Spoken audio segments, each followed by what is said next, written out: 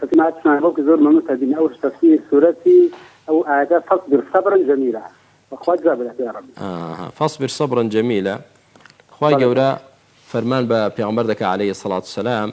يعني فرمان دك هذا فرمان الصبر بقرا بلام آلام قرتني شي جوان شكو دو جور صبر هي صبري شي ناچاری هەیە سەبری ناچاری کە سەبری ناچاری بوو بە جوانی سەبر ناگرێ ئینسان بە جوانی سەبر ناگرێ کە بە جوانی سەبری نەگرت شەکوای تێدا دەبێ سکاڵای تێدا دەبێ ڕەخنەی تێدا دەبێ لە قەزا و قەدەری خوا باشە بۆچی من نەخۆش کەوتم بۆچی من لەو تیجارەتەی زەرەرم کرد بۆچی فڵان خۆشەویستم خوای گەورە بردیەوە بۆچی ڕەخنە دەگرێ ئەو کەسەی کە یعنی سەبرەکەی جوان نییە ئارام دەگرێ هیچ ناکە بەڵام ڕەخنەشی هەیە سەبری جەمیل ئارامگرتنێکی جوان ئەوەیە کە تۆ ئارام بگری لەسەر تاعەت و عیبادەت ئارام بگری لە خۆ بە دوورگرتن لە حەرام ئارام بگری لەسەر بەڵاو موسیبەتەکان لەسەر ئەزیەتدانی نەفامەکان و دووڕوەکان یعنی مسلمانی نەفام هەیە مسلمانە بەس ئەوەندە نەفامە کەوتۆتە داوی دووڕوو منافق و بێدینەکان ئەویش دێ دژایەتیت دەکا لەگەڵ منافق و مولحیدەکان دژایەتی تۆ دەکا بۆ بە نەفامی ئەی پێویستە چی بکەین خوای گەورە دەفەرمێ فەصبر على ما يقولون سەبر بگرە لەسەر ئەوەی کە دەیڵێن یعنی خەڵکانێک یعنی ئەوەندە قسەی ناشیرین و قسەی بێڕێزی و بێحورمەتیان بە پێغەمبەری خوا دەوت عليه الصلاة والسلام خوای گەورە دەفەرمێ قد نعلم إنه ليحزنك الذي يقولون أي محمد عليه الصلاة والسلام إما دزانين أو قساني كديكن أو نفام ومنافق ومشرك وكافرانا لا يحزنك بطاقة الذكاء بلام لا آياتيش دەفەرمێ فلا ولا تك في ضيق مما يمكرون هەر هیچ خۆت بێتاقەت مەکە و گوێی پێمەدە ما يقال لك إلا ما قد قيل للرسل من قبلك ئەوەی بە تۆی دەڵێن پێشتر بە پێغەمبەرانیش پێش تۆیان وتووە کەواتە سەبر بێ دیارە لەسەر حەقی بۆیە قسەت پێ دەوترێ بۆیە تیرت بۆ دەهاویژرێ بۆیە بێڕێزیت بەرامبەر دەکرێت لەلایەن چێوە لەلایەن چەند کەسانێکەوە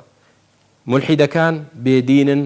حەز بەوە ناکەن کە تۆ بەردەوام بیت لە بڵاوکردنەوەی دینی خوا دووەم لەلایەن منافقەکانەوە کە بە ظاهری مسلمانە بەڵام لە ناخیدا دژی حەقیقەتی ئیسلامە ئەو ڕواڵەت مسلمانە منافقانەش ئەوانەش دیسان قسەت پێ دەڵێن دژایەتیت دەکەن ئەزیەتت دەدەن ناڕەحەتت دەکەن گوێیان پێمەدە چونکە دۆڕاون إن المنافقين في الدرك الأسفل من النار شوێنی ئەوان هەم لە دنیادا دۆزەخە دڵیان خەریکە شەق بەرێ و بتەقێ لە دنیادا و دائما فاشلن لە ژیانیاندا و هەم شوێنیشیان دواڕۆژ جەهەنەمە بۆیە خەفەت دەخۆن چاو لە تۆ دەکەن دژایەتیت دەکەن کە دەتبینین تۆ لە خۆشی دای سێهەمیان مسلمانانێکی مبتەدع نەک منافق مبتەدع یعنی ئەو کەسانەی کە لە دیندا داهێنانی تریان کردووە گۆڕانکاری و دەستکاریان کردووە ئەوانش دیسان چاویان بە بانگەوازی حەق هەڵنایە ئەویش دێ قسەت پێ دەڵێ جنێوت پێ دەڵێ تەشهیر بە سومعەتت دەکا طبعا ئەوە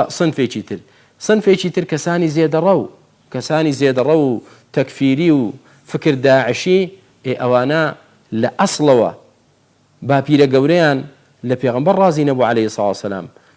لە سەحابە ڕازی نەبوون عوثمانیان شەهید کرد علی کوڕی ئەبی طالبیان شەهید کرد بە ناوی دینیشەوە دەیانوت ئەوانە کافر بوون ئەمڕۆ قسەش بە تۆ دەڵێن سنفی پێنجەم حەسوودەکان کەسانێکی بەس حەسادەت دەزانێت نا کافرە نا منافقە نا مبتەدیعە نا زێدەڕەوە بەڵام حەسوودە زۆر حەسوودە حەسوودەکەی واد لێ دەکا کە ئەویش بچێتە خانەی ئەو کەسە ناحەقانەوە جا ئەمانە هەمووی تیرت تێدەگرێ خوای گەورە فەرمێ سەبرت بێت تحملیکە دیارە تۆ بەرزی بۆیە تیری هەمووی ڕوو لە تۆ دەکات ئەگەر لە چاڵێک دابای یەک تیر تۆی نەدەدۆزیەوە هیچ تیرێکت بۆ نەدەهات دەبێت ئینسان سەبر بگرێ سەبری جەمیل چییە شەکوا مەکە سکاڵا مەکە بۆ لای خەڵک ئەرێ من بۆم لێ دەکرێت ئەرێ بۆم توش هات بۆ ئەو بەڵایان بەسەرات بۆ مصیبەت نە سکاڵا بۆ لای کەس مەکە إنما أشكو بثي وحزني إلى الله دائما شكواي خود سكالاي خود بولاي خوا برزكروا اللهم اكفينيهم بما شئت خواي جورا همو ججل وجلم لي دور خيتوا بفضل خوت وبكرم خوت بما شئت بويك خود دتوي توا بش بخواب بس توبرو إن شاء الله خمت النبي بارك الله فيك أو صبري جميلة لا تضجر فيه ولا شكوى من الخالق للخلق